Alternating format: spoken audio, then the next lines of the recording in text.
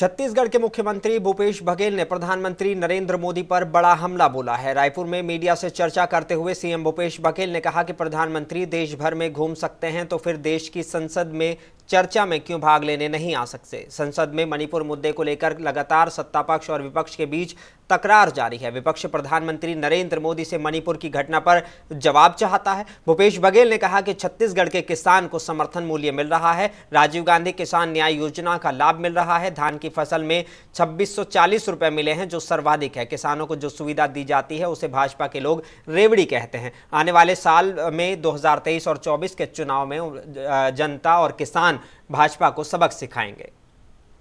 तो ठीक है ना, देश के प्रधानमंत्री कब बोलेंगे? खड़गे जी ठीक है, प्रधानमंत्री जी बयान दे, चर्चा करने के तैयार हैं। वो क्यों नहीं आ रहे हैं? इतनी सी बात है भाई। देश के प्रधानमंत्री हैं, वो चुनाव प्रचार करने जा सकते हैं, दुनिया भर के देश में वो दौरा कर सकते हैं, तो सदन में वो क्यों बात नहीं करते? तो यही बात तो खड़गे जी कह रहे हैं। ये तो भारतीय जनता पार्टी की मानसिकता है।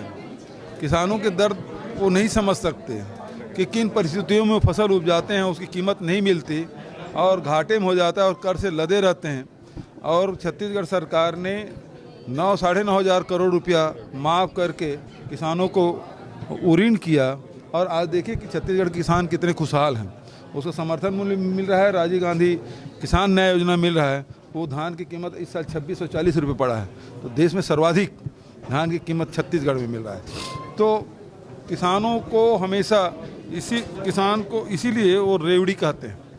किसान को जो दे रहे हैं उसको भारतीय जनता पार्टी रेवड़ी कहते हैं और उसकी सबक फिर सिखाएंगे अभी 2023 के चुनाव, 2024 के लोकसभा में।